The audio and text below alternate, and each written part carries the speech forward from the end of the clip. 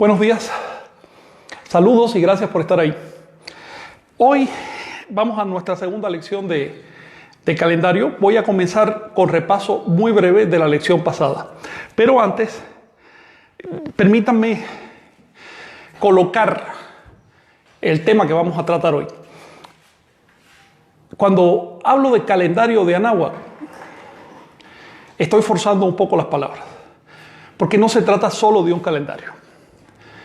El asunto es que en español no tenemos un término para definir la función que tenía el calendario de Anáhuac. Es importante comprender su función. No solo servía para medir el tiempo, también servía para medir el espacio. Así que esa complejidad que vemos en el tiempo dentro del calendario, la vamos a encontrar reflejada en la organización del espacio. Terminando este cursillo sobre calendario 1, vamos a dedicar 2 o 3 lecciones justamente al simbolismo cosmogónico. Yo le llamo simbolismo cosmogónico a todo lo que es división del espacio, sea física o simbólica. Ahora bien, cuando decimos que es un calendario de Anáhuac, nos estamos refiriendo al hecho de que todos los anahuacas lo usaron por igual. Esta idea que hay primero en las academias y ya después en los grupos de la tradición de que se trataba de varios calendarios es errónea. Olvídala, no funciona. Si vamos directamente a lo que dicen las fuentes, y no a lo que dicen los académicos que dicen las fuentes, sino directamente a las fuentes, y leemos lo que hay ahí, vemos que en todas partes se describe el mismo mecanismo. Si además de eso vamos a las fechas registradas directamente, vamos a ver que esas fechas concuerdan entre sí, tienen coherencia, por lo tanto se trata de un sistema único. Esto no significa que fuera un sistema simple. Tampoco significa que cada vez que se hablara de calendario se usara la lengua náhuatl. Bien, así como nosotros podemos decir los días de la semana en español, en inglés, en ruso, y sigue siendo la misma semana, lo mismo pasaba con el calendario de Anáhuac. Podías decir los signos de la veintena en la lengua que quisieras. Había 400 lenguas en Anáhuac y todos conocían la veintena. Todos lo decían a su manera, pero era el mismo mecanismo, y eso es lo que importa. Calendario es mecanismo, no la lengua con la cual tú expresas el mecanismo. Los académicos confunden estos conceptos. Así que si vienen los mayas y lo expresan en maya, dicen, eso es calendario maya. Si los náhuatl lo expresan en náhuatl, es calendario náhuatl. Claro, si nosotros lo decimos en español, entonces sería calendario español, ¿verdad? Esa lógica es falsa. Entonces vamos a partir de la base teórica de que se trata de un solo calendario y después vamos a probarla. Por otro lado, se trata de un mecanismo complejo, porque debido a que abarcaba no solo el tiempo, sino también el espacio, y a través de estos dos elementos, todas las relaciones cosmogónicas, incluyendo los significados de las deidades. Por ejemplo, había en aquel panteón 4 dioses primarios, así dicen los cronistas, no lo digo yo. Los cronistas dicen, había 4 dioses primarios. Recuerden que cuando ellos hablaban de dioses, no hablaban de dioses al estilo de los cristianos, es decir, no hablaban de espíritus ahí en el cielo, sino de poderes. Así que estos dioses primarios son poderes, y detrás de esos poderes en su tiempo hubo seres humanos incluso. Y estos 4 dioses primarios que tenían función de cargadores del universo, cargadores del cosmos, se llamaban los 4 Tezcatlipocas. Bueno, están reflejando el esquema calendárico de los 4 cargadores de los años, que vamos a estudiar hoy precisamente.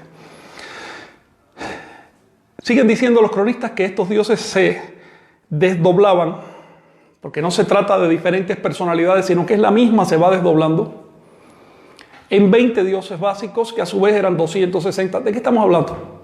De las 260 combinaciones del calendario. Cada uno de ellos adquiría 4 o 5 apodos por lo menos, así que hablamos ya de miles de dioses. Y yo insisto en usar esta palabra porque, como no soy católico ni cristiano, yo no tengo ningún prejuicio en contra del concepto de los dioses. Son los cristianos los que dicen que Dios es uno y que el politeísmo es malo. A mí eso no me interesa, yo soy politeísta, soy anahuaca, y sí creo, por supuesto, que seres humanos que lo merezcan son dioses, y poderes de la naturaleza son dioses, y conceptos filosóficos y teológicos y morales importantes son dioses, en el sentido de que pueden ejercer una influencia poderosa sobre nosotros. Ahora bien, entrando en materia, La semana pasada hablamos del Tonalpohualli y les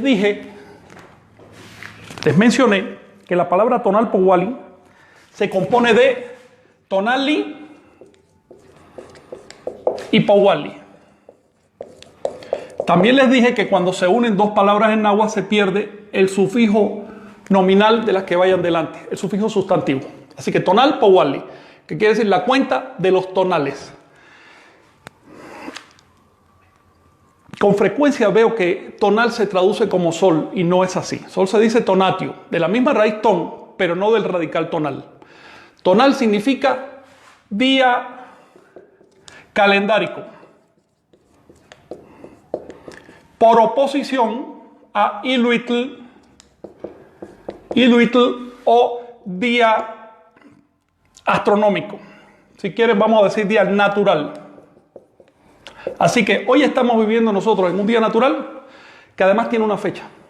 Por lo tanto, también estamos viviendo en un día calendárico. Sin embargo, parece lo mismo, pero tiene distinciones. Por ejemplo, cuando llega el 28 de febrero, nosotros al día siguiente, cada 4 años, contamos un día extra. Y ya no le llamamos el 1 de marzo, sino bisiesto. Le ponemos 29 de febrero, pero su nombre propio es bisiesto, que viene de bis, que quiere decir repetir. Eso significa que en 4 años nosotros tenemos una fecha menos que el número de días físicos. En 4 años hay 1460 días y hay 1461 fechas, teniendo en cuenta que el 29 de febrero en realidad es 28 bis, 28 repetido, y por eso bisiesto. Una explicación simplificada. En realidad el origen de este mecanismo es, digamos, un poco más complejo. Lo mismo pasaba en anáhuatl. Hay mecanismos que se incorporan a los tonales. Sin embargo, no se puede incorporar al Iluit porque el Iluit es una unidad natural. No es ni siquiera una unidad de medida. Es simplemente un evento natural. Por lo tanto, cualquier modificación que se le haga a la secuencia de las fechas para ajustarlas con respecto al movimiento del cielo, modifica la secuencia de los tonales. Luego, no es lo mismo un número dado de tonales que un número dado de Iluit. Y eso lo vamos a ver después con mucha más calma.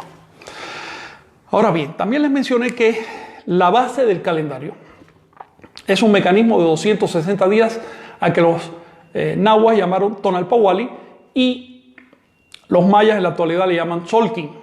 Según parece, según quedan las fuentes en los libros de Chilam Balam, antiguamente le llamaban Chuenilkin, entre otros nombres. Debo decirles que este mecanismo aparece en todas las versiones del calendario. Y ya vamos a introducir una unidad que viene más adelante. Y es que el calendario tiene 4 versiones principales, o 4 cuentas principales, pero del mismo calendario. Tenemos la cuenta civil, tenemos la cuenta larga, la cuenta profética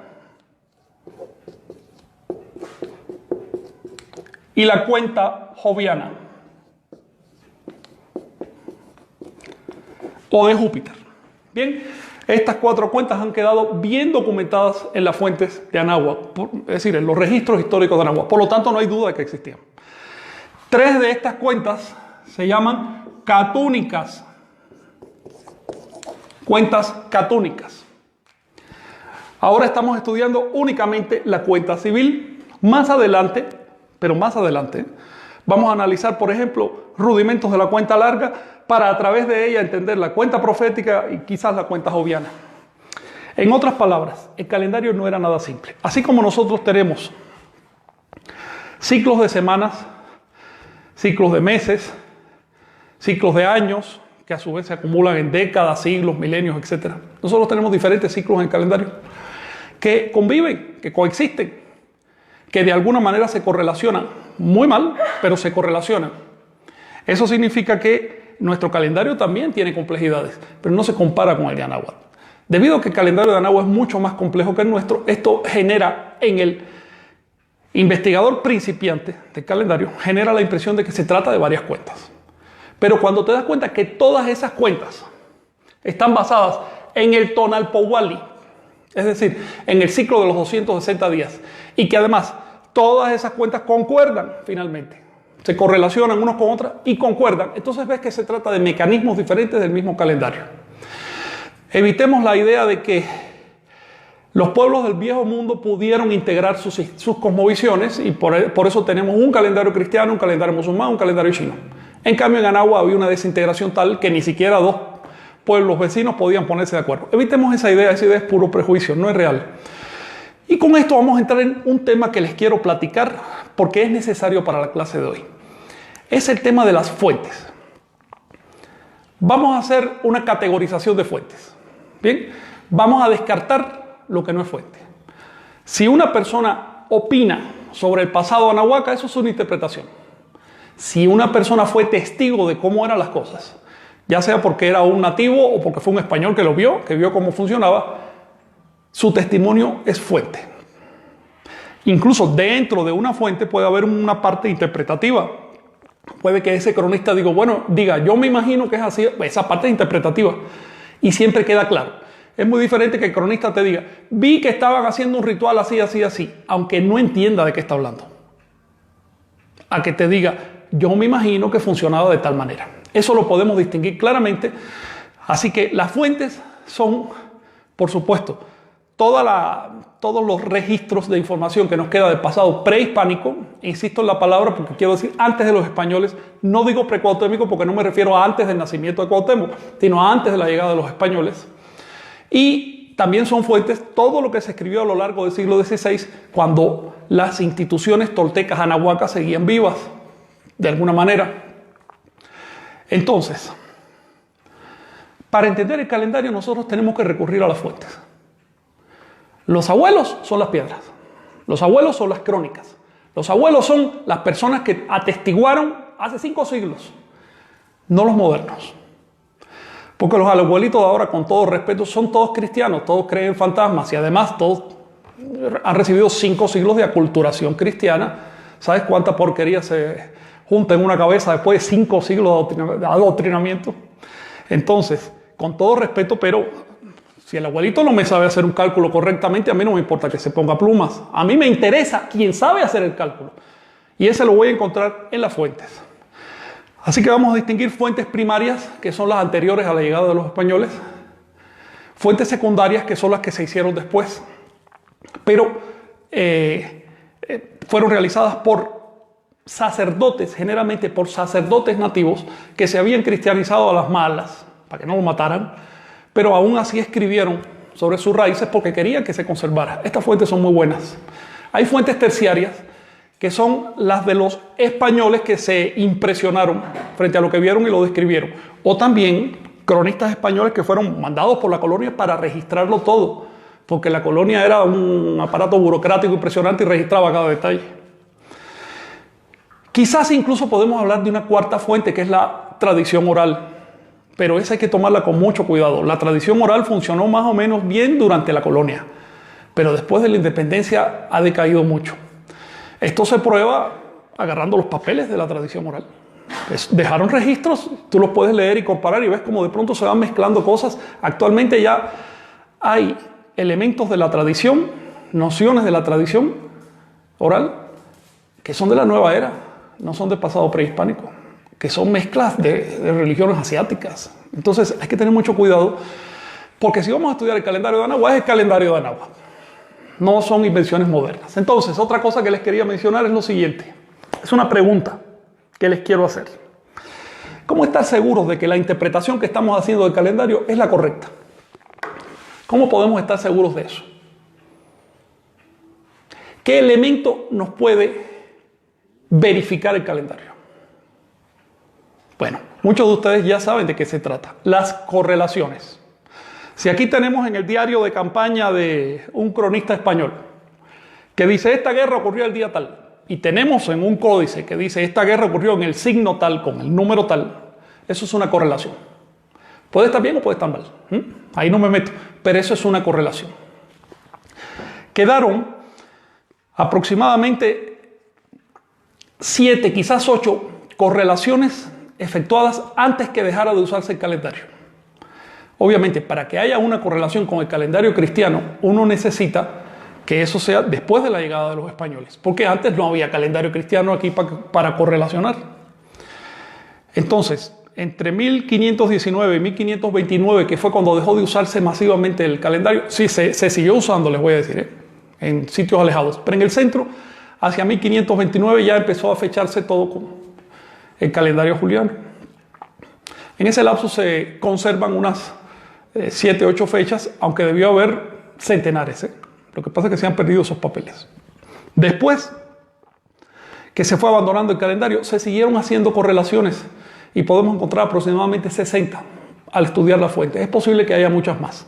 Y quiero decirles que me refiero a correlaciones de la cuenta civil, no de la cuenta profética que dejó cientos. ¿Okay? Eso lo veremos después.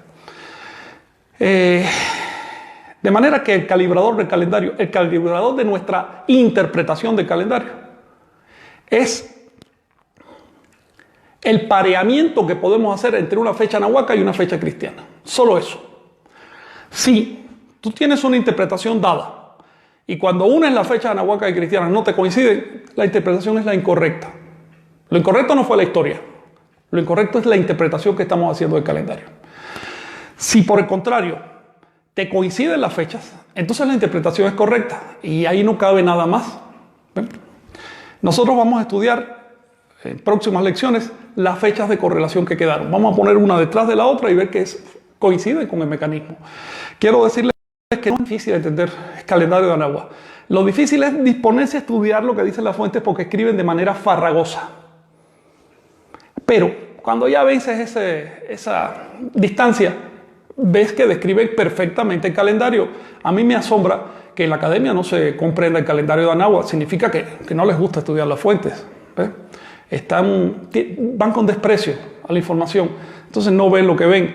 Ha llegado el caso de que cierto investigador bueno, que no voy a mencionar su nombre, hablando de una cita de Sahagún, hombre, la cita exactamente al revés. Significa que él no ha leído Sahagún, que él simplemente agarró la cita a otro lado, la distorsionó y con eso está probando algo. Entonces hay que tener cuidado con estos asuntos.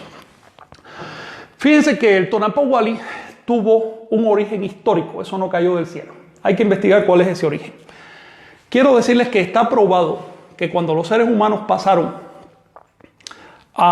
de Asia a América masivamente, no estoy diciendo que no haya grupos que hayan pasado de otra manera, pero el grueso de quienes pasaron a América genéticamente está probado que pasaron del norte de Asia. Y se sabe que esa migración cesó hace por lo menos 13.000 años.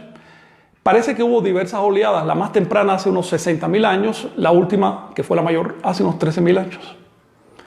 Estas personas traían un conteo vigesimal, es decir, contaban por veintenas. Esto se sabe porque esa forma de contar por veintenas dejó huellas en el viejo mundo. Incluso en lenguas como el danés o el francés, lenguas modernas, todavía hay conteo vigesimal. No sistemático, pero sí en algunos subórdenes. Hay lenguas, por ejemplo el vasco, hasta hace algún tiempo tenía conteo vigesimal sistemático. Y si te vas a las cavernas vas a entender que ahí estaban contando por veintenas. En otras palabras, la veintena del calendario de Anáhuac, como tal, surge en el viejo mundo. No quiero decir que los 20 signos del calendario hayan surgido en el viejo mundo, sino el concepto de la veintena. Que a los 20 ya yo hago un paréntesis y empiezo a contar otra vez 20 más 1 más 2, etc. Por otro lado, también la evidencia es abrumadora respecto a que la división de la eclíptica, que es la franja del cielo por donde van los planetas, que hicieron en el viejo mundo hace miles de años, era en 13 partes. Es decir, de allá del viejo mundo llega la división de la eclíptica en 13 partes. Todavía hoy nosotros la organizamos en 13 constelaciones, que los astrólogos no usan la 13 porque les es muy difícil trabajar con un número primo. Entonces prefieren un número par para poder partir en sextiles, cuadraturas, triangulaciones y hacer otra serie de relaciones. Si tuvieran un primo no podrían hacer eso. Pero cuando observas las estrellas físicamente, tú ves que ahí en el medio la constelación mejor ubicada en la eclíptica, de hecho, es Ofiuco, serpiente. Luego, los antiguos dividieron el cielo en 13 partes, el horizonte en 13 partes. Si entró un conteo vigesimal con una división astronómica trecenal, eso significa que mucho antes de que surgiera el calendario de Anáhuac, ya se sabía que el día 261 va a llevar los mismos atributos que el día 1. Ya existían bloques de 260 días en el pensamiento de estas personas. No estoy diciendo que se usaran como calendario porque no hay evidencia de eso. Pero miles de años antes de que comenzara el calendario de Anáhuac, en presencia de un conteo vigesimal y de una división trecenal de la eclíptica, por supuesto ya existía el bloque de 260 días. Esto es inevitable. ¿Qué hicieron los fundadores, los creadores del calendario de Anáhuac? Convirtieron ese bloque en una unidad de medida muy poderosa, que tuvo y tiene tremendas relaciones con todo lo demás. Sirve para hacer astronomía de manera maravillosa, reproduce en promedio el ciclo de gestación humano, se asocia, como descubrió David Rodríguez Cortés, escribió un librito donde muestra que se asocia al ciclo de los 4 años, al cuadrienio, que es algo que vamos a estudiar después. En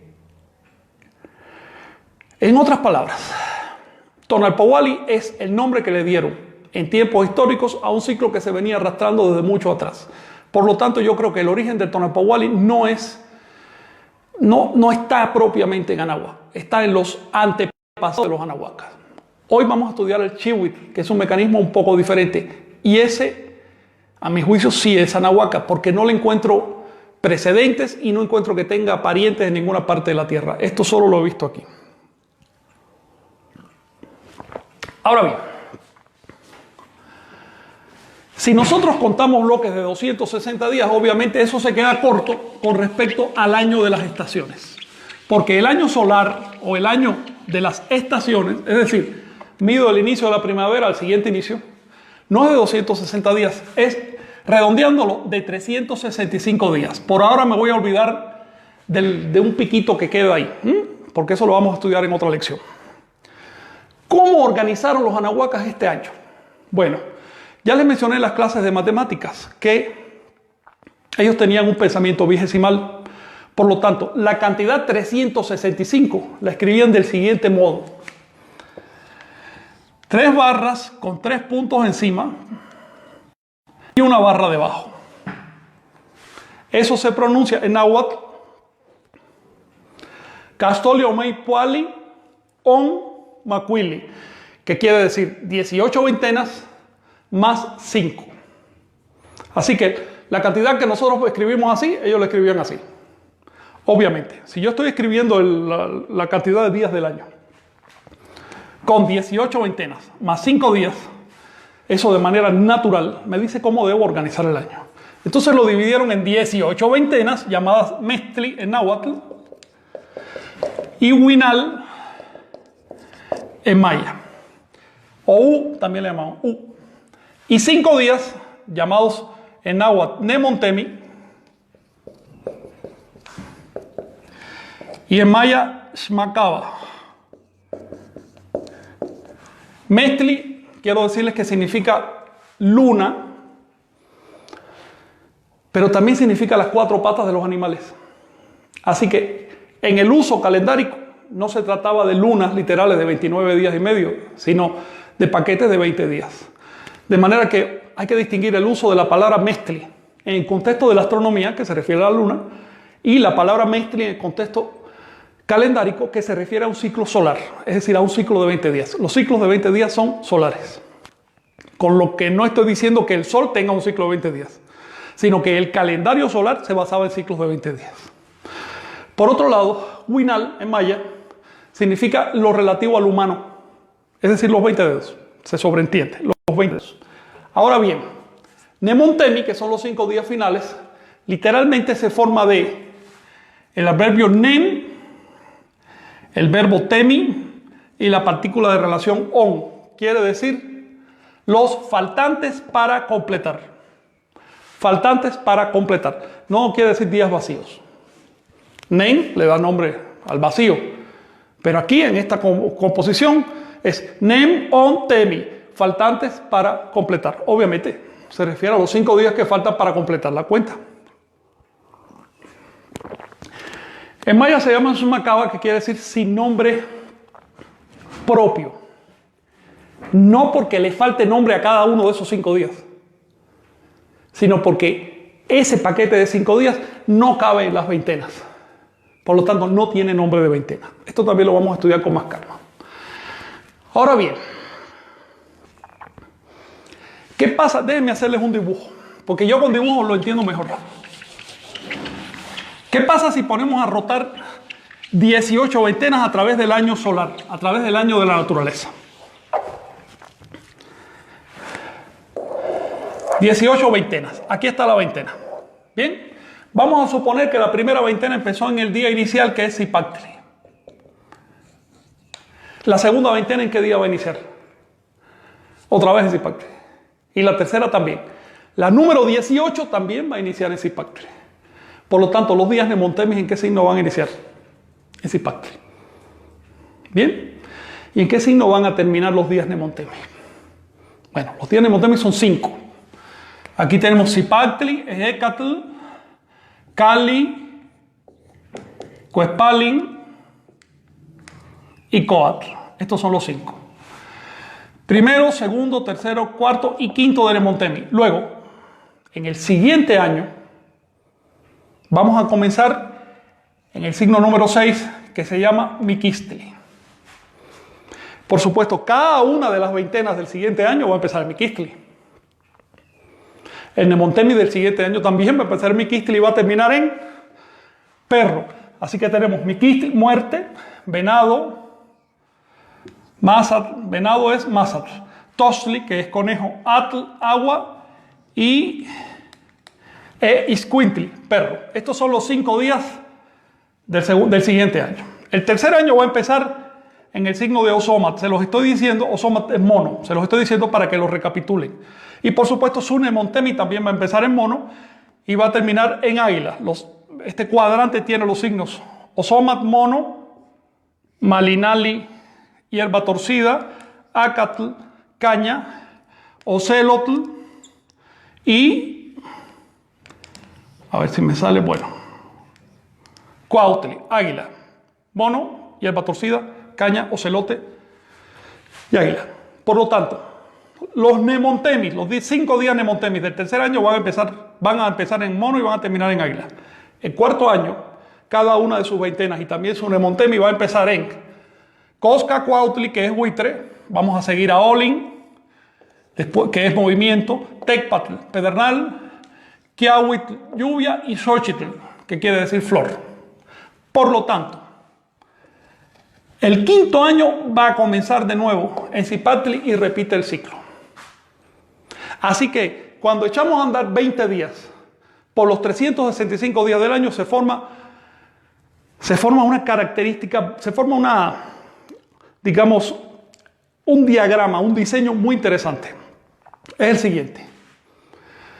A los 4 años, con los 4 años yo voy a completar en los Nemontemi los 20 signos de la veintena. Al quinto año repito. Por lo tanto, el primer ciclo que se forma es el cuadrienio, llamado en náhuatl Teochihuitl. Teochihuitl, que quiere decir año divino. Bien, es importante esto. No le llamaban los 4 años divinos, le llamaban el año divino. Porque para los anahuacas el año en realidad es el cuadrienio. Bien, cada uno de lo que nosotros hoy llamamos años eran, como decir, estaciones de ese año sagrado, de ese Teochihuitl.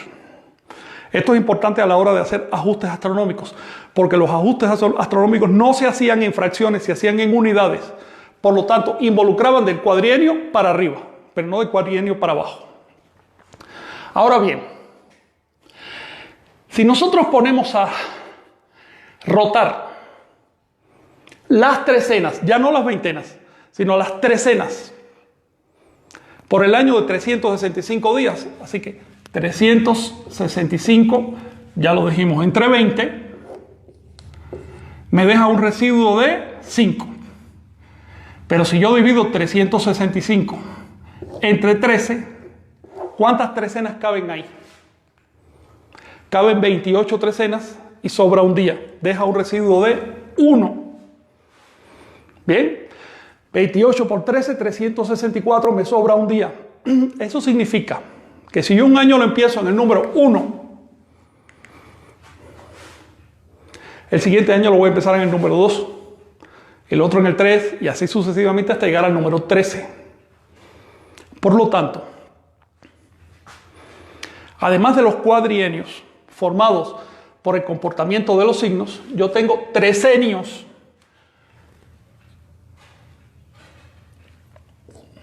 13 años, formados por el comportamiento de los números. Los trecenios se llaman en náhuatl tlalpilis.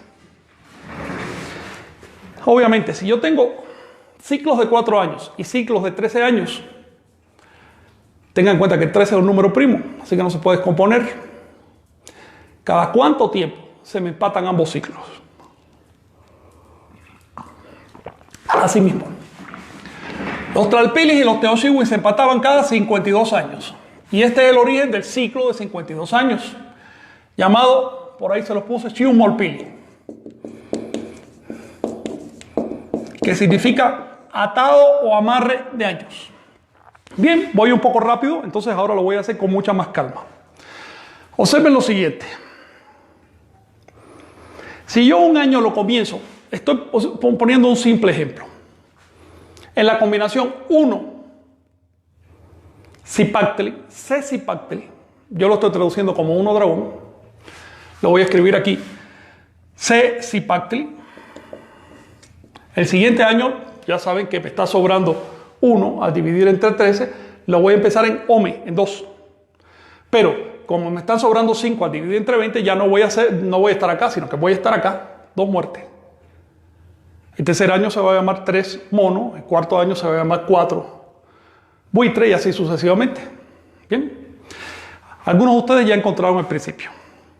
En la época de los mexicas, los años recibían, el nombre que recibían los años estaba compuesto por el signo casa, el signo conejo, el signo caña y el signo pedernal.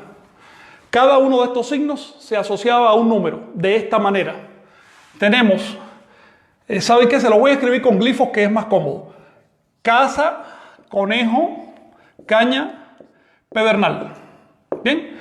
1, 2, 3, 4, 5, 6, 7, 8, 9, 10.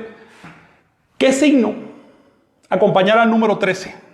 13, casa. ¿Ok? De nuevo. Porque los 4 me hacen ciclo al 12, el 13 por lo tanto se llama como el primero. Luego el año número 14 se va a llamar otra vez 1, pero ya no casa, sino conejo.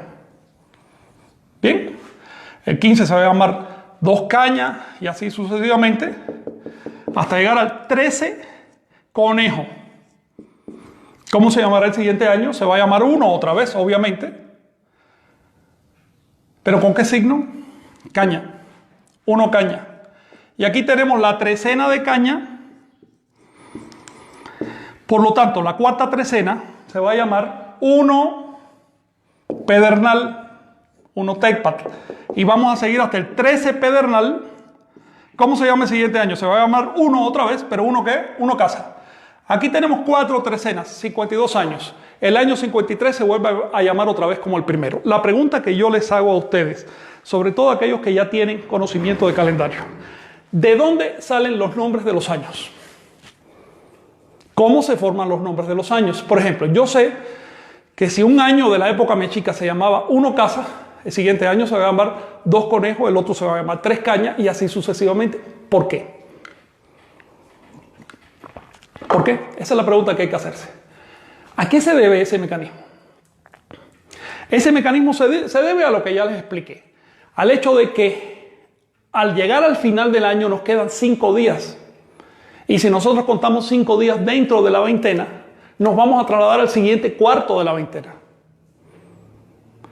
Por lo tanto, los nombres de los años desmienten la idea tan extendida por ahí de que los días Nemontemi se cortaban aparte. Si los días Nemontemi se contaran aparte, por supuesto, no tendría sentido llamarle a los años como se les llamaba. ¿Ven? Es un mecanismo bastante simple. Ahora bien, esto lo voy a repasar en la siguiente lección muy brevemente, ¿eh? Así que no se preocupen si no agarran una unidad. ¿Por qué en la época de los mexicas los años se llamaban casa, conejo, caña y pedernal? ¿Por qué no se llamaban simplemente Zipactli, Miquistli, Ozomatl y Coscacuautli? ¿Por qué se habían corrido? ¿Por qué estaba funcionando otra cruz de cargadores? ¿Y por qué si nos vamos a 500 años antes de la época mexica, la época de Xochicalco, la primera parte de Tula, encontramos que los cargadores que estaban regentes en ese momento eran otros? Estaban rigiendo justamente viento, venado, hierba torcida y movimiento. Y si nos vamos 500 años antes de Malinalco y de Tula y de Xochicalco, vamos a ver que había otra cruz que era la de Zipactli. ¿Por qué? Los mexicas solo usaban 4 signos. ¿Y por qué en tiempos anteriores a los mexicas se usaron otros signos? ¿Y por qué tiempo después de la caída de Tenochtitlan los mayas cambiaron el sistema y empezaron a usar otros 4 signos? Los mayas usan hasta hoy lagartija, agua, ocelote y lluvia a la que le llaman tormenta. ¿Por qué? Obviamente estamos viendo cambios en un mecanismo, estamos viendo un ciclo. Esto no es una cosa arbitraria. Al enfrentarse al hecho de que en diversas épocas hubo diversas cruces de cargadores denominando a los años, hombre, la academia resolvió de la manera más sencilla, es que hubo varios calendarios y punto. La idea de poner esas diferencias en una tabla cronológica para ver si tienen una estructura interna, eso no se les ha ocurrido. Y por supuesto la tradición va a repetir lo que dice la academia. Hubo varios calendarios, así me olvido de la complicación de estudiar los mecanismos del calendario. Nosotros hoy estamos aquí estudiando calendárica de verdad, calendárica de Anáhuac. Por lo tanto, tenemos que esforzarnos para comprender este mecanismo. Ahora parece difícil, pero una vez que lo comprendes, empiezas a decir, caramba, pero si esto me resuelve el ciclo de Venus, pero así. Lo estaba haciendo con números arábigos y no podía, y ahora con esto sale así, sale solo en la expresión. Por ponerles un ejemplo, ¿no? En otras palabras, es un sistema diseñado con propósitos astronómicos.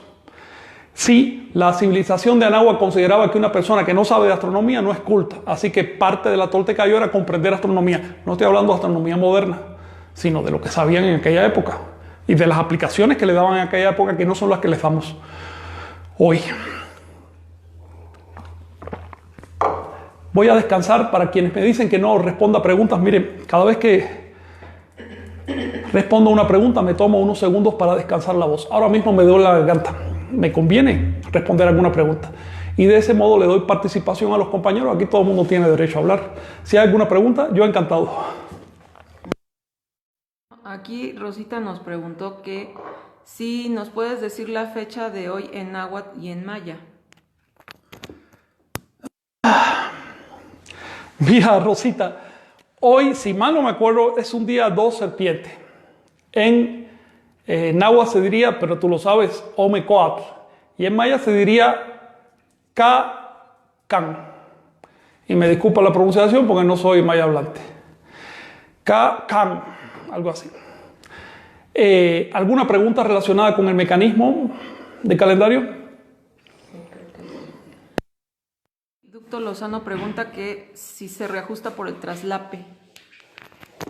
Ducto, saludo para aprovecharte y aprovecho para saludarte. Y sí, efectivamente, todo esto tiene que ver con el mecanismo de traslape, que vamos a ver ahorita mismo muy brevemente. Sin embargo, tú te estás adelantando 1 o 2 lecciones, porque ya tú sabes algo de calendárica. Entonces, si hay alguna otra pregunta.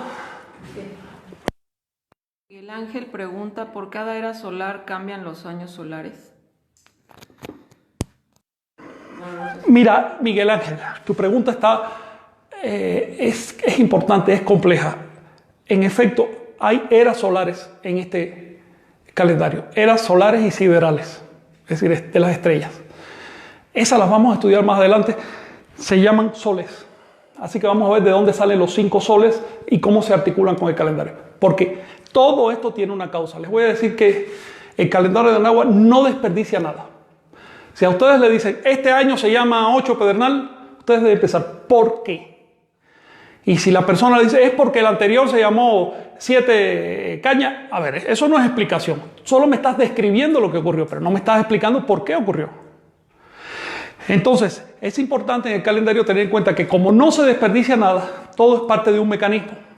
Y eso es una gran ventaja para nosotros. Porque si nos falta cierta información en las fuentes, podemos suplirla por el mecanismo en modo tentativo. Es decir, hipotéticamente aquí pasa esto porque es lo que cabe dentro del mecanismo. ¿Alguna pregunta? Sí. Dice nuevamente Ducto, ¿en qué códice podría estudiar con esa cruz de cargadores? Las cruces de cargadores quedaron profusamente registradas a través de toda la historia de Anáhuac, pero en las piedras. En los códices aparecen 3 cruces de cargadores registrados, pero el registro exhaustivo está en las estelas, en las fachadas, en las fechas que se escribían, hasta en los vasos escribían fechas. Luego, el registro documental es abundante, pero en ningún documento vas a encontrar que diga esto se hacía por tal cosa. Eso uno tiene que empezar a investigarlo. Lo más que vas a encontrar es cuando se llegaba a tal momento se hacía este ajuste. La pregunta que uno se hace, bueno, ¿qué pasaba en ese momento? ¿Cuánto tiempo de diferencia se había acumulado con respecto al movimiento del cielo? ¿Y cuántos días involucra el ajuste? Si coinciden los números ya tú sabes por qué se hizo. Pero no vas a encontrar una fuente que te dé una información explícita sobre esto porque los anahuacas eran usuarios del sistema, por lo tanto no necesitaban explicárselo. Y por otro lado, en las fuentes hispánicas tenemos un problema.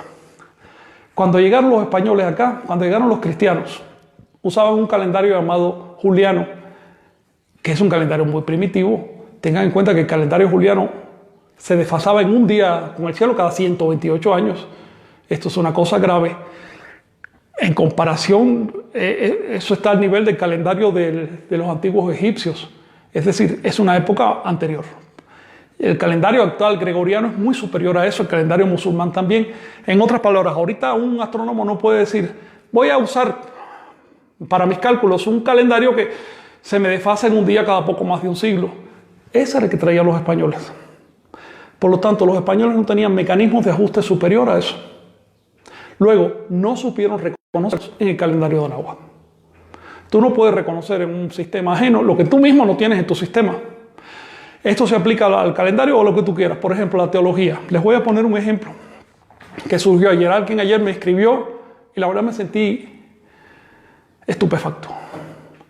Otra vez con el tema del canibalismo de los anahuacas. A ver, si vas a una iglesia católica, tú ves a la gente comulgando con la carne del Señor y si tú le preguntas al cura, te dice esto es un milagro porque es realmente carne del Señor.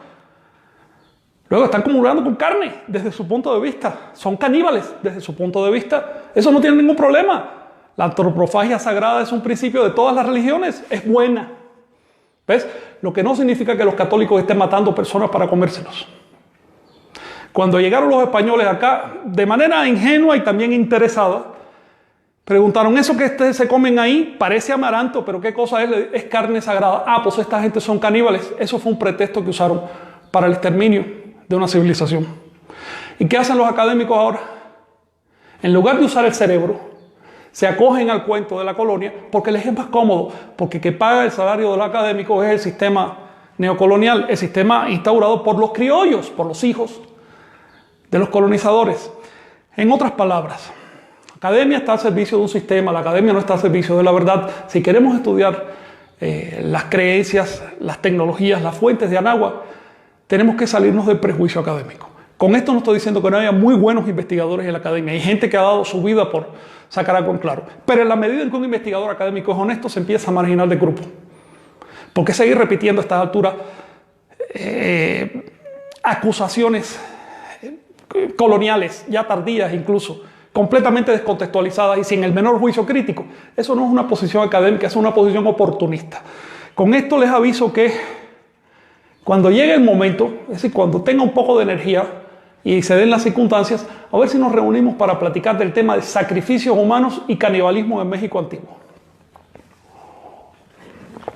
Por favor, sí. Fernando Palomo pregunta, maestro, disculpe, ¿por qué un calendario dice que hoy es 9 Atl? Quien dice que hoy es 9 Atl no es el calendario, es la interpretación que hizo determinada persona. Así que cierta persona dice, hoy es 9 Atl. Otros dicen, hoy es, no sé, 4 perros. Yo digo, no, porque hoy es 1 serpiente. Por eso la pregunta que les hice al principio, ¿cómo salir de dudas respecto al calendario? La respuesta es muy simple. Vamos a las fuentes, vamos a ver qué dice la fuente. Si aplicamos el mecanismo de las fuentes, ¿qué pasa con las correlaciones? Les adelanto, todas se cumplen. Por lo tanto, a quien te dice que hoy es 9 Atl, pregúntale por qué la interpretación del día de hoy no casa con las correlaciones que quedaron en el siglo XVI. Quiero decirles desde ya una cosa. En la tradición se ha puesto de moda decir que solo quedó una correlación confiable y que todas las demás son falsas. En otras palabras, los anahuacas no sabían llevar su propio calendario. Por favor, salgamos de esa idea tonta. Por supuesto que todas las que quedan son confiables. Los anahuacas sabían llevar su calendario. Los cristianos también llevaban su calendario. Hoy, nosotros seguimos llevando el calendario cristiano. Y nadie duda de cómo se llama el día de hoy. Así que esa idea de que solo hay una correlación que me conviene, es la única confiable, todas las demás la desecho, es simplemente una tapadera para el hecho de que no entendemos cómo funciona el calendario. Sálganse de esos prejuicios. Son prejuicios implantados en la tradición. La realidad es que el calendario funcionaba perfectamente, quedó perfectamente descrito, las correlaciones son explícitas y las vamos a estudiar aquí. ¿Alguna cuestión más? Porque quiero hacer un repasito. Sí, a ver. Teresita Gutiérrez pregunta cómo se detecta un cambio al calendario. ¿Cómo se detecta? Un cambio al calendario.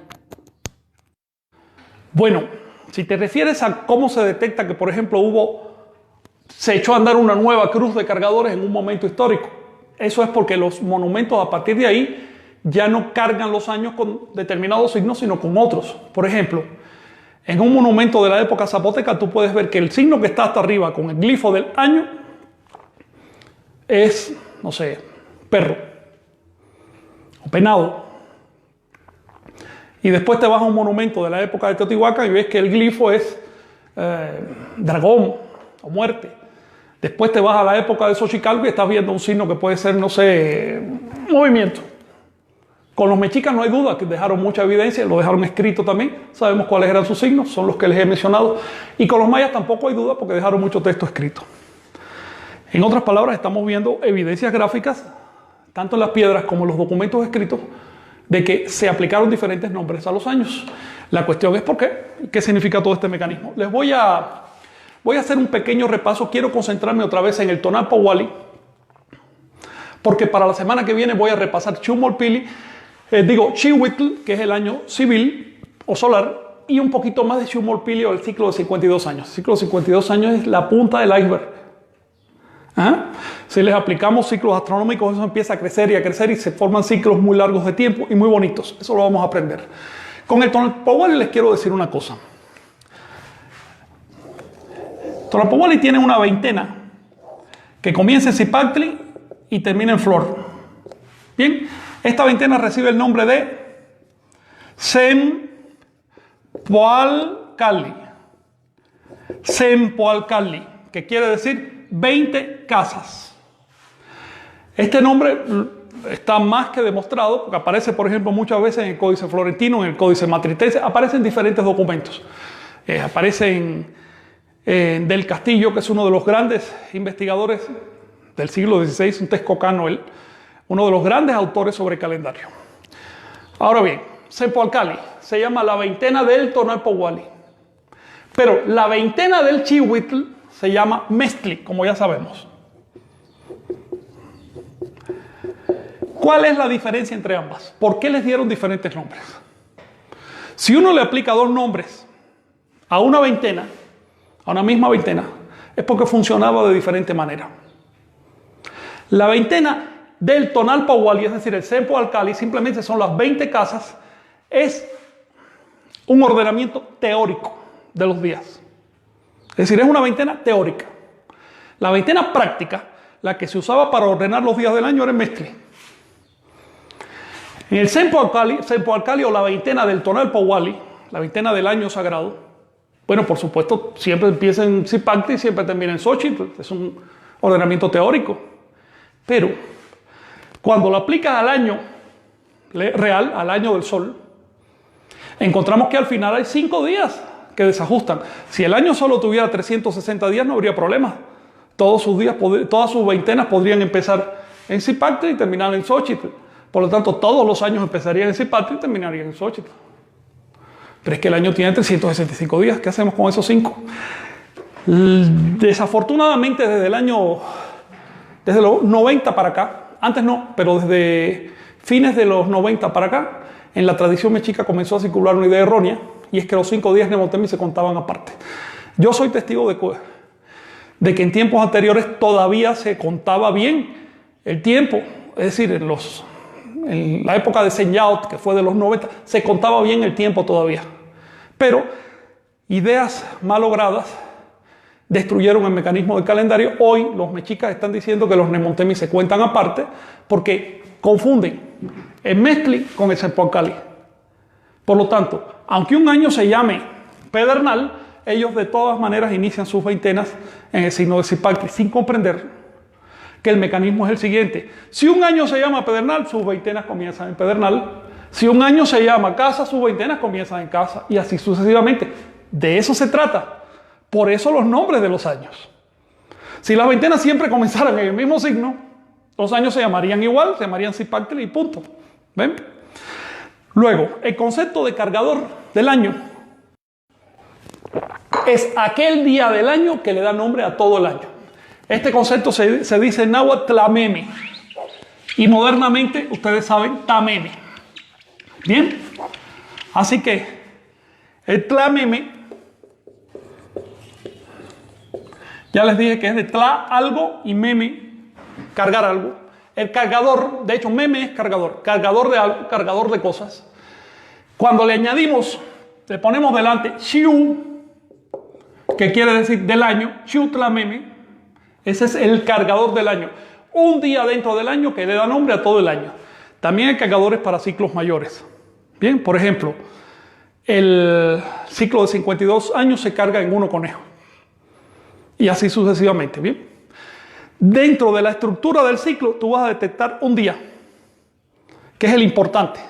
Y ese día da nombre al ciclo. Como vamos a estudiar más adelante cuando veamos las correlaciones, el día que le da nombre al año es el día en que el Sol sube al centro del cielo.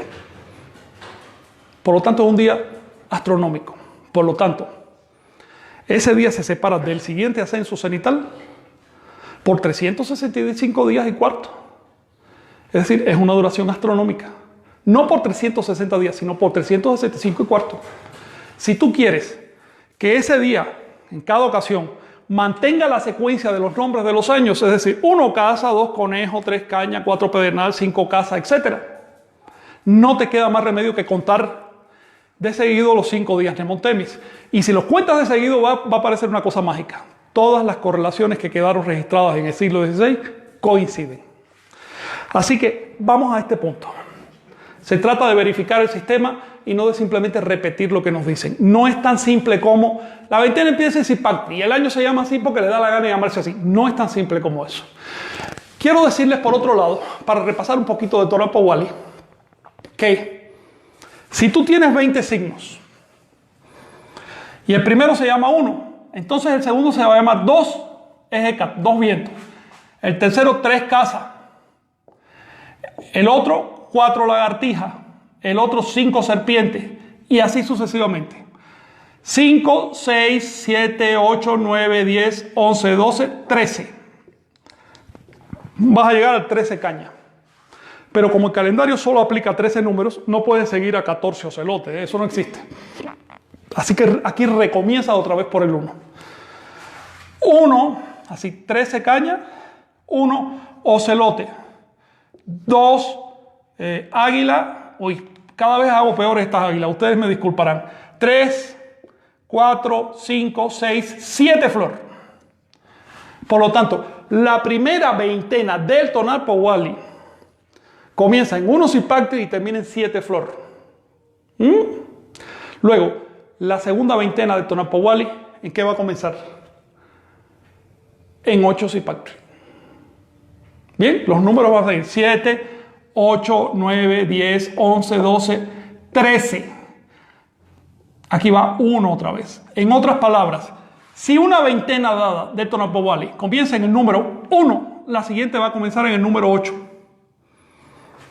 Bien, la otra en que va a comenzar, hacemos la cuenta. A ver, 8, 9, 10, 11, 12, 13, 14, 15, Bueno, 8, 9, 10, 11, 12, 13. 1, 2, 3, 4, 5, 6, 7, 8, 9, 10, 11, 12, 13, 1, 2. Así que la primera veintena de Tonapobali comienza en 1, la segunda comienza en 8, la tercera comienza en 2 y ahí ustedes le agarraron el ciclo. Quiere decir que la cuarta comienza en 9, la quinta comienza en 3. Para hacérselo breve, 1, 2, 3, 4, 5, 6, 7, 8, 9, 10, 11, 12 y 13. Este es el orden. Haciendo un zigzag. Este es el orden con diferencia de 7, obviamente, que es la diferencia que hay entre 20 y 13. Entonces, primera veintena 1, segunda veintena 8, tercera 2, cuarta 9 y así sucesivamente. Por lo tanto, esto es muy útil, porque si ustedes tienen una fecha como la de hoy, digamos, dos serpientes, y quieren averiguar, por ejemplo, qué número tendrá la siguiente aparición de serpiente. Bueno, la siguiente aparición va a ser con el número 9. ¿Cuántos días hay entre un 1 y un 8? 20 días. Entre un 1 y un 2, 40 días. Una veintena aquí y otra veintena de aquí a acá. Entre un 5 y un 6, 40 días. Entre 5 y 7, 80 días. Así sucesivamente. Por lo tanto, aprendiéndose esta simple tabla, uno puede hacer el cálculo incluso en la mente. Dices, a ver, el año se llamó así y ese día cayó cuando el sol subió al cenit y esto ocurrió el 13 de mayo. Por lo tanto, el día más cual debe ser tal signo. ¿Ves? Para que te equivoques en un número. Por eso siempre es bueno hacerlo con papel y verificarlo. Hay muchos elementos involucrados en el desciframiento del calendario de Anáhuac. Quiero decirles que el principal problema para descifrar este calendario no es el calendario de Anáhuac, es el calendario cristiano. Así que quiero terminar mi exposición hablando un poquito del calendario cristiano. Si uno no comprende cómo es el calendario de los cristianos, cómo es el calendario que usamos hoy, si uno no lo comprende, no va a poder correlacionar el calendario de Anáhuac. Es importante esto. Así que si me disculpan, yo voy a hablar ahora de un mecanismo cristiano. Si todos ustedes están de acuerdo en que hoy es día, ¿qué? Hoy es 22 ¿de qué? ¿De mayo? ¿De qué año? Fíjate, estamos de acuerdo con eso, 22 de mayo de 2020, eso nadie lo discute. En otras palabras, sea que te guste o no el calendario cristiano, tú lo aceptas y lo usas. ¿Y qué fecha naciste? Ah, naciste en una fecha cristiana seguramente. Bueno, si queremos correlacionar ambos sistemas de medida del tiempo, no nos queda más remedio que conocer ambos. El calendario cristiano, yo le llamo así para englobar dos calendarios que son padre e hijo, o madre e hija si tú quieres. El primero fue el calendario juliano. Este no era cristiano, este fue el calendario de los romanos. Lo instituyó oficialmente Julio César, aunque ya desde antes pues, los sabios sabían manejar. Eso fue una propuesta que se hizo desde hace mucho tiempo. De hecho, las bases finales del sistema juliano aparecen en Egipto hacia el 238 a.C. fue cuando se aplicó por primera vez. El calendario juliano tenía una solución muy buena para aquella época, y es que ese residuo de 6 horas o de casi 6 horas que se va acumulando cada año, la juntaba y cuando completaban un día, la resolvía como un día extra, el día bisiesto. Así que el calendario juliano fue el que inventó lo del bisiesto, que en esa época no se aplicaba el 29 de febrero. Hubo cierto forcejeo porque unos emperadores o césares querían que su mes fuera más largo que el del otro. Terminaron acortando febrero, que se quedó solo con 28, otros meses llegaron a 31, otros tienen 30, febrero de pronto tiene 29. Bueno, un disparate. Fue un calendario hecho por políticos, por intereses políticos. Los pobres astrónomos de la época seguro que se molestaron muchísimo. Dijeron, caramba, ¿cómo puede ser que el ego de un pobre diablo que está ahí en el trono pueda más que un mecanismo necesario para estudiar el universo? Pero bueno, imagino que hubo mucho disgusto. El bisiesto que aplicaron los romanos no fue de invención cristiana o romana, fue de invención egipcia. A su vez los egipcios lo tomaron de un mecanismo anterior. Esto se los digo porque en la actualidad se dice en la academia, en la tradición, que el bisiesto es cristiano. Eso no es cierto, para empezar, ¿ok? digamos las cosas por su nombre, hablemos con propiedad de las cosas. El calendario juliano entonces resuelve las 6 horas que se acumulan cada año como un día cada 4 años, pero eso tiene un problema. Y es que el residuo real sobre los 365 días no es de 6 horas. Es de 5 horas y 49 minutos. Por lo tanto, en el primer año se acumulan 11 minutos de diferencia, que eso no es nada, ¿verdad? Pero ya a los 4 años, cuando haces el bisiesto, ya son 4 por 11, es decir, 44 minutos. Ya empieza a ser casi una hora de diferencia con respecto al cielo. Sigue acumulando eso y vas a ver que a los 128 años tienes un día entero de diferencia. Ese es el marco de la exactitud del calendario juliano. Ya desde tiempos muy tempranos, incluso desde la época de los romanos, ya hubo astrónomos que dijeron, oye, vamos a hacerle un mecanismo para poder ajustar esto, porque este calendario dentro de un siglo se nos va a desfasar un día y por un día tú te pierdes un eclipse. ¿Ves? Pero no lo resolvieron, se fue acumulando por inercia, se fue acumulando el error. Y ya más o menos hacia el año 1000, 1100, después de Cristo, ya eran unos cuantos días, eran como 7 o 8 días. De manera que científicos musulmanes, por cierto, elaboraron una propuesta de calendario que estaba muy buena para esa época. Después hubo un científico italiano que también hizo algo similar. Es decir, varias veces fueron al Vaticano con esta idea, oye, vamos a reformar el calendario porque mira, cuando Jesús nació, se supone, ¿no? Es un simbolismo, pero cuando Jesús nació, 25 de diciembre, se supone que estaba el solsticio. Y ahora ya está cayendo por enero. Es decir, aquí hay una diferencia. Se está violando el principio astronómico del mito. Los papas ya en 1315 trataron de implementarlo, pero no pudieron porque se opusieron los comerciantes. Porque los comerciantes dijeron, bueno, si tú me ajustas el calendario para que nuestro Señor nazca otra vez en el solsticio, ¿quién me va a pagar la diferencia en días de interés?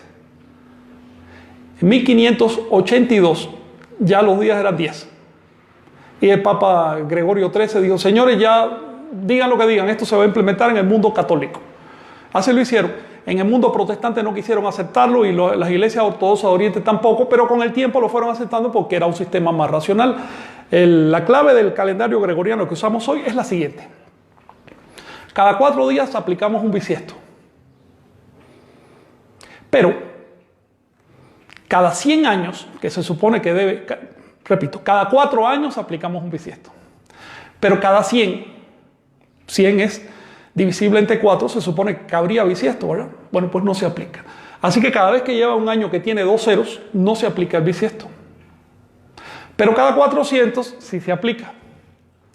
Así que tenemos la primera excepción, que es el bisiesto, la segunda excepción, que es la no aplicación del bisiesto, y la tercera excepción, que es la no aplicación de la no aplicación del bisiesto. Ustedes se dan cuenta que el sistema está hecho a machetazos. Esto no es una cosa muy congruente, pero funciona y funciona de lo mejor. En otras palabras, por ejemplo, se aplicó en 1582. En el 1600 se aplicó bisiesto, pero en 1700 no, ni en 1800, ni en 1900. En el 2000 pasado se aplicó bisiesto, pero en el 2100 no va a haber bisiesto, ni en el 2200, ni en el 2300, en el 2400 sí. En otras palabras, si bien la reforma gregoriana se comió 10 días del calendario en 1582, desde entonces se ha comido otros 3. Y dentro de un siglo ya se va a haber comido 4 y así sucesivamente. Luego, no es tan simple para correlacionar, no es tan simple como decir, hago este empate, le quito 10 días y ya tengo la fecha. No. Tengo que tener en cuenta en realidad cuántos días de diferencia hay entre el sistema juliano y el sistema gregoriano. Y después de eso, hacer el empate con el sistema anahuaca. Tenemos que tener en cuenta quizás hasta un centenar de elementos diferentes para poder correlacionar ambos calendarios. Es bastante complejo, pero no es imposible. Se hace con pura aritmética. Luego, se comprende que muchas personas prefieren irse por el camino fácil y ponerse a inventar cosas. Es decir, no, el calendario es así, sin estudiar las fuentes, porque es que si las estudias, tienes que meterte en un estudio serio. La prueba del pudín es comerse un pedacito a ver si está bueno o no, ¿verdad? Nosotros al finalizar este cursillo dedicado a la primera parte del calendario, vamos a jalar esas correlaciones que se hicieron en el siglo XVI. Les voy a probar que todas son correctas y que por lo tanto podemos saber con exactitud cómo se llama el día de hoy. Esto es clave para todo lo demás. Por ejemplo, si quieres averiguar qué nombre natal tiene tu hijo. Tú necesitas saber cómo funcionaba realmente el calendario. Si quieres sembrar tu nombre, Anahuaca, tú necesitas saber eso. Si quieres saber cuáles son las energías reales que los anahuacas le hubieran aplicado al día de hoy, tú necesitas correlacionarlo correctamente. Por eso es que estamos haciendo este esfuerzo. Ya les mencioné que les escribí en la página que me conflictúa un poco las preguntas porque yo no quiero romper la línea de la clase, pero al mismo tiempo no quiero dejar de responder preguntas. Por eso, el cuarto encuentro de este cursillo se lo voy a dedicar únicamente a preguntas. Si tienen cosas de aquí a allá, me las van poniendo. Si son cosas que requieren citas de las fuentes, me dicen a tiempo para buscarlas. La semana que viene vamos a estudiar de nuevo el ciclo de 52 años y si da tiempo, vamos a meternos en un tema candente, el bisiesto Anahuaca. Les voy a adelantar algo. Yo estoy seguro que había bisiesto, lo dicen las fuentes, lo dicen los cálculos, pero no solo eso. Yo pienso que el bisiesto que aplicamos hoy en el calendario gregoriano tiene su origen último entre los olmecas. Con esto me despido y nos vemos.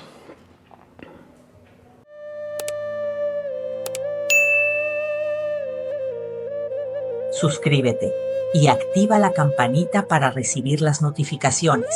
Así no te perderás ningún video.